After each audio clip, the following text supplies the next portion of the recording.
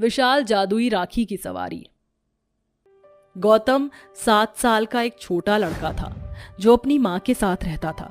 गौतम की कोई बहन नहीं थी, इसीलिए रक्षाबंधन का त्योहार उसे बिल्कुल भी पसंद नहीं था। दुकान वाली आंटी, मुझे ये बड़ा वाला चॉकलेट का डिब्बा दे दीजिए।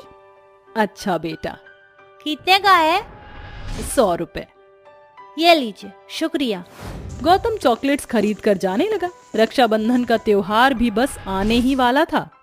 अरे बेटा, हमारे पास बड़ी सुंदर सुंदर राखियां भी हैं, तुम वो नहीं खरीदोगे? जी शुक्रिया आंटी, पर मुझे राखी का त्योहार बिल्कुल भी पसंद नहीं है। गौतम चॉकलेट लेकर आ गया। वो बाजार में चल रहा था। आसपास की सभी दुकानों पर बस राखियां ही राखियां दिखाई दे रही थी। गौतम को ये सब कुछ जरा भी पसंद नहीं आता था। भैया, मुझे ये वाली मिठाई खरीदनी है। ठीक है बहन, तू यहीं रुक, मैं तेरे लिए ये वाली मिठाई अभी खरीद कर लाता हूँ। बाजारों में भाई बहन खरीदारी करते हुए घूम रहे थे। गौतम भी चाहता था कि उसे भी कोई राखी बांधे, लेकिन बेचारे गौतम की कलाई हर रक्षाबंधन खाली ही रह जाती थी। ऐसे ही साल बीत रहे थे। अब गौतम की उम्र 10 साल हो चुकी थी और इस साल फिर से रक्षाबंधन आने वाला था। गौतम बेटा, मुझे 1 किलो आलू लाकर दे दो। माँ, मुझे बाहर नहीं जाना। क्यों बेटा? बाहर जाकर देखो, कितनी रौनक है त्योहार की। बस माँ, मुझे राखी का त्योहार जरा भी पसंद नहीं है और आप मुझे बाहर जाने को मत बोलना। अदिति बस खड़ी हुई अपने बेटे को देख रही थी। वो कुछ बोल नहीं पाई। इसी तरह से 2-4 दिन और बीत गए। गौतम घर से बाहर नहीं निकला और आज रक्षाबंधन का दिन था। ओहो, ये गौतम कब सोकर उठेगा? गौतम बेटा, गौतम बेटा। माँ, और सोने दो ना। उठ जा बेटे। गौतम सो रहा था। अपनी माँ के उठाने पर भी वो नहीं जागा और वो एक खूबसूरत सपने में खो गया। गौतम को सोते हुए एक बहुत ही सुंदर लड़की दिखाई दी। तुम कौन हो? मेरा नाम प्रिया है और मैं बादलों के देश से आई हूँ। तुम बादलों से आई हो, लेकिन तुम्हें मुझसे क्या काम है? मैं तुम्हारी बहन बनना चाहती हूँ। मैं हर साल तुम्हें बादलों से देखती थी। तुम हर राखी पर बड़े उदास रहते थे क्योंकि तुम्हारी कोई बहन नहीं है ना।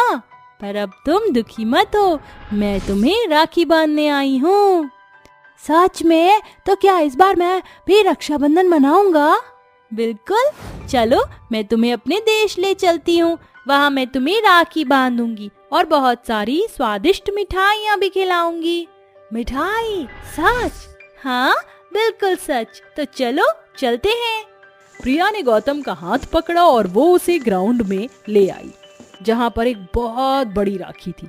ये इतनी बड़ी राखी है? ये राखी ही हमारी सवारी है। क्या? ज्यादा सवाल मत करो और मेरे साथ चलो।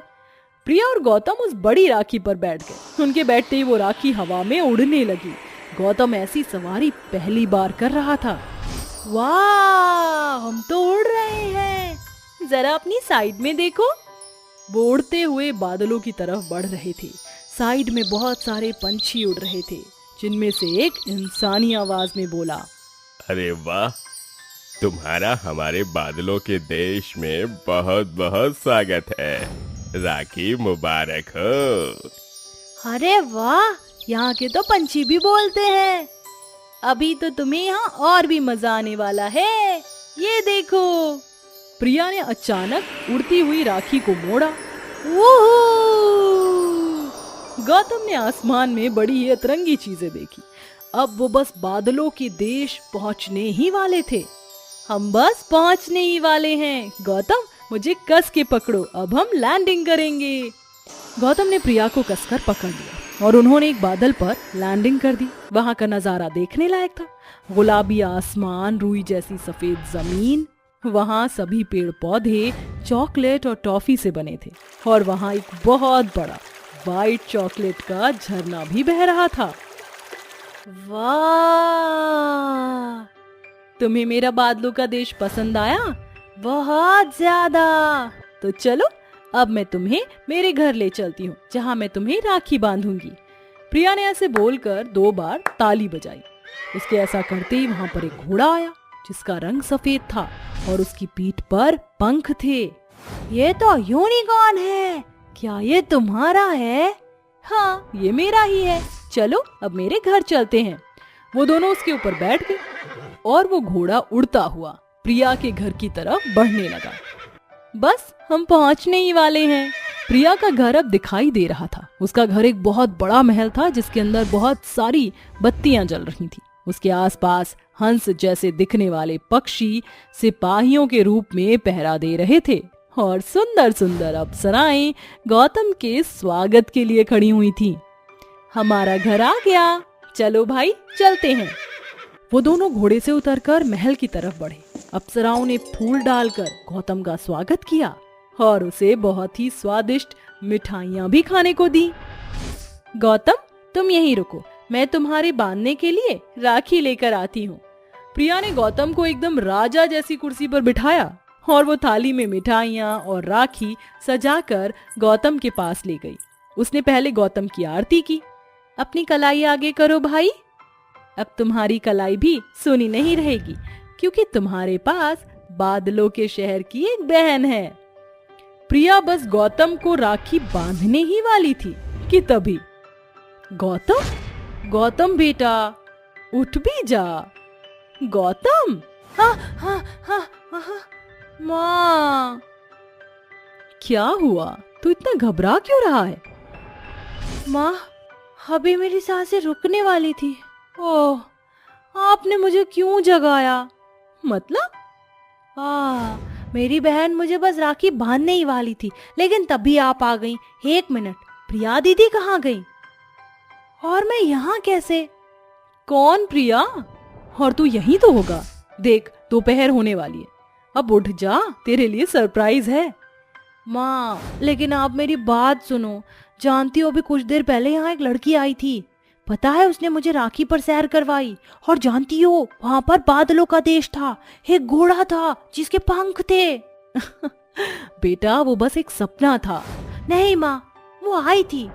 जानती हो, वहाँ पर आइसक्रीम भी थी और हम उड़ रहे थे।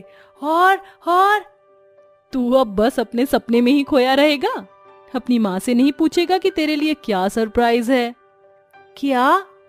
आज तेरी बुआ जी आ रही हैं दिव्या को लेकर। हर रक्षाबंधन तेरी कलाई सूनी रह जाती है ना, तो मैंने इस बार दिव्या को तुझे राखी बांधने के लिए बुलवाया है। इस साल मेरे राजा के भी कलाई में राखी सजेगी। लेकिन मेरी तो राखी कहाँ गई माँ? अब क्या बेटा, जाकर ठंडे पानी से मुंह हाथ धो ले और इस सपने से बाहर आ। तेरी बुआ जी बस आती ही होंगी। गौतम जाकर हाथ मुंह धो आया। उसकी बुआ भी कुछ देर बाद अपनी बेटी के साथ गौतम के घर पहुंच गई। गौतम, आजा, मैं जल्दी से तेरे राखी बांध देती हूँ। लेकिन बदले में तू मुझे क्या देगा? एक चॉकलेट। वाह, वो तो मेरी फेवरेट है। दिव्या ने गौतम को राखी बांधी। उसे पहली बार अपनी कलाई में राखी बंधवा कर बहुत ही ज्यादा खुशी हुई। अपने बेटे को पहली बार राखी के त्योहार पर इतना खुश देख अदिति की आंखें भर आईं। दिव्या, अब से हर साल गौतम को तुम ही राखी बांधना, ठीक है मामी? राखी के बाद पूरे परिवार ने साथ साथ खाना खाया। गौतम दिव्या के साथ बहुत ज्यादा खुश था, जैसे मानो उसका सपना पूरा हो गया हो। और उस दिन सभी ने खुशी खुशी रक्षाबंधन मनाया। माँ, मुझे बहुत गर्मी लग रही है। यहाँ कितना भपका हो रहा है। राजू, थोड़ी देर बाहर जाकर बैठ जा। जब खाना बन जाएगा और थोड़ी गर्मी कम हो जाएगी तो मैं तुझे बुला लूंगी। राजू अपनी किताब बंद करके बाहर आ जाता है, जहाँ उसके हम उम्र के बच्चे नए नए कपड़े पहने हुए थे। किसी ने सुंदर शेरवानी तो किसी ने खादी का खूबसूरत कुर्ता पहना हुआ होता है। राजू उनके पास आता है। अरे विराट, देख राजू आ गया। विराट, प्रीत, तुम दोनों ने नए कपड़े क्यों पहने हैं? तो क्या तेरी तरह फटीचर बनकर घूमे? आज राखी है, हमारी बहन हमें राखी बांधेगी और हम उन्हें तोहफे देंगे। मगर ये राखी का त्योहार तेरे लिए नहीं है, क्योंकि तेरी तो कोई बहन ही नहीं है। वैसे अच्छा ही हुआ कि तेरी कोई बहन नहीं है, क्योंकि तू जैसा भिखारी उसे देता भी क्या। विराट और प्रीत गरीब राजू की बहुत बेइज्जती करते हैं और राजू रोता हुआ अपनी माँ के पास आकर कहता है, माँ, मुझे भी बहन चाहिए जो मुझे राखी बांधे। बोलो ना माँ, आप मुझे बहन लाकर दोगी? 10 साल के मासूम राजू के सवालों में बहन की कमी होने का एहसास उसकी आंखों में बहते हुए आंसू से साफ झलक रहे थे। जमुना राजू को गले से लगाकर कहती है, अब मैं तुझे कैसे समझाऊं राजू कि हम जिस गरीबी में जी रहे हैं उसमें तेरे पिता के लिए हमारा ही पेट पालना कितना मुश्किल है। अचानक बहुत तेज बिजली चमकने लगती है और जोरों की बारिश शुरू हो जाती है। तभी राजू का पिता गोपी भी घर आ जाता है और अचानक एक घर की दीवार ढह जाती है। राजू डर के मारे बाहर आ जाता है, मगर उसके माँ बाप घर के गिरे मलबे में दबकर मर जाते हैं। राजू आंखों में आंसू लिए घर की ओर भागता है। तभी घर का मालिक मनीराम वहाँ आ जाता है। ए छोकरे, जिंदगी से प्यार नहीं है क्या रे? हैं? किधर को मरने जा रहा है? मनीराम जी, मुझे जाने दीजिए, मुझे मेरे माँ पिताजी को बचाना है। अरे मर गए तेरे माँ बाप, और जाते जाते मेरी खोली को भी खंडहर बना दिया। अब जब भाग यहाँ से। जहाँ सभी एक तरफ राखी की खुशियां मना रहे थे, राखी के उस रोज उस मासूम बच्चे के सर से माता पिता का साया छिन गया था।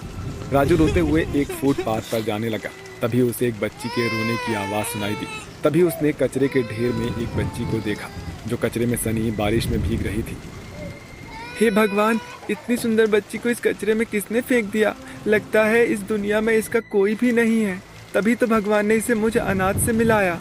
आज से तू मेरी बहन है और मैं तेरा भाई। अचानक से वो बच्ची बेहोश हो जाती है। हे मुनिया, तूने आंखें क्यों बंद कर ली? और इसके पीठ पर तो ये काले चींटे चिपके हुए हैं। ये चींटे कचरे में से इस पर चिपक गए हैं। तू चिंता मत कर मेरी बहन, ये भाई तुझे कुछ नहीं होने देगा। राजू अपने हाथों से उन चींटों को अलग करता है, जिसमें उसके हाथ जख्म से भर जाते हैं, मगर बच्ची ठीक हो जाती है। राजू उसका नाम राधिका रखता है और उसे लेकर मंदिर में आ जाता है। हे कृष्ण कन्हैया, तूने मुझसे मेरे माँ बाप को छीन लिया, मगर फिर तूने मुझ अनाथ को इस बहन से मिलाया।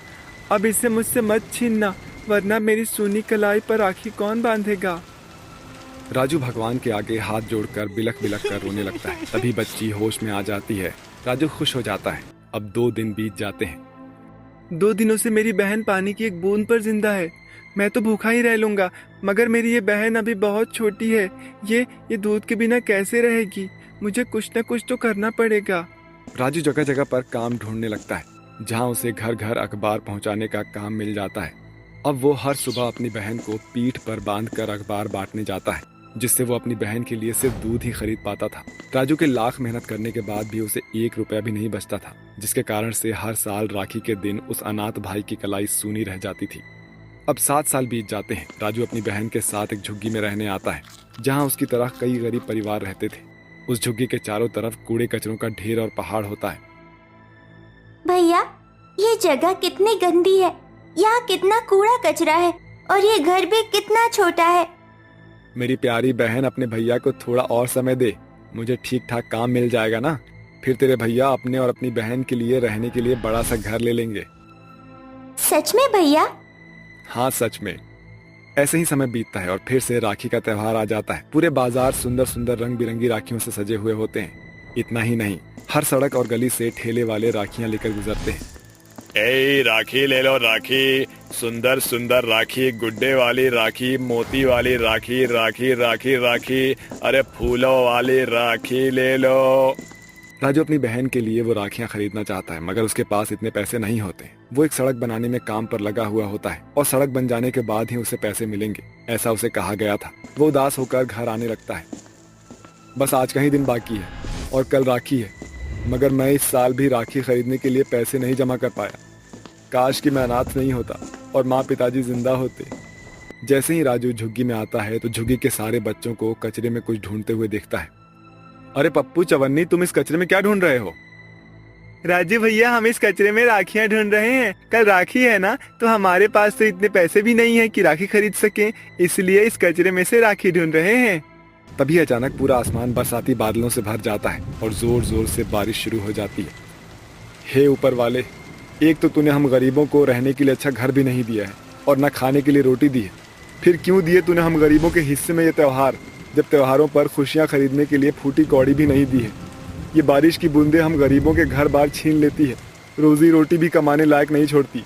काश कि ये बारिश पानी की बूंदों की जगह पर सोने की राखी की बारिश हो जाती। मुझ जैसा हर गरीब अनाथ भाई अपनी बहन के लिए राखी की खुशियां खरीद पाता।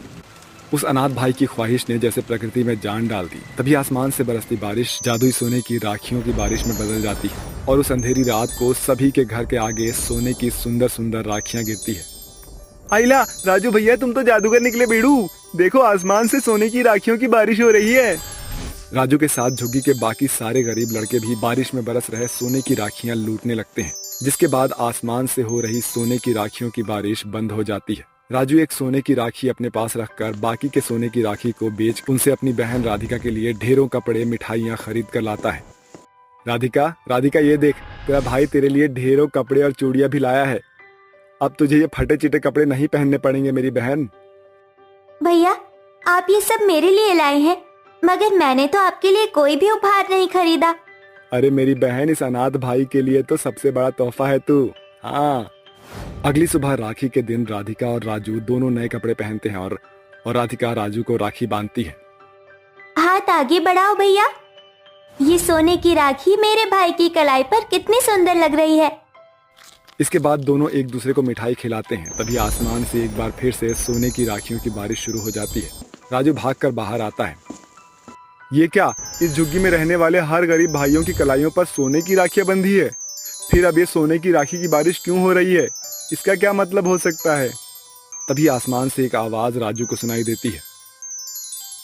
राजू, तुम बहुत बहादुर और खुददार लड़के हो। ये राखी की बारिश आज फिर इसलिए हो रही है क्योंकि तुम्हारी तरह अभी बहुत से गरीब लोगों के घर पर राखी का त्योहार नहीं मनाया गया है। इसलिए तुम्हें एक एक सोने की राखियां उनके घर पहुंचानी है। ठीक है, मैं तैयार हूँ। राजू जल्दी से आसमान से हो रही सोने की राखियों की बारिश से राखियां इकट्ठा करने लग जाता है, जिसमें उसकी बहन भी उसकी मदद करती है। और फिर दोनों भाई बहन राखी के उस दिन गरीबों के झोपड़ियों में जाकर उन्हें सोने की राखियां बांटते हैं। बदले में हर गरीब बहन भाई उन्हें भर भर कर दुआएं देते हैं और हर साल 2 दिनों तक ऐसे ही सोने की राखियों की बारिश होती है, जिसे राजू राखी के त्योहार के उस रोज गरीब, अनाथ और फुटपाथ पर रहने वाले लोगों की मदद करता है। राखी का त्योहार भाई बहन के अटूट बंधन का प्रतीक है। हम यही आशा करते हैं कि राखी के खुशियों भरे इस दिन में किसी भी भाई की कलाई सूनी ना रहे।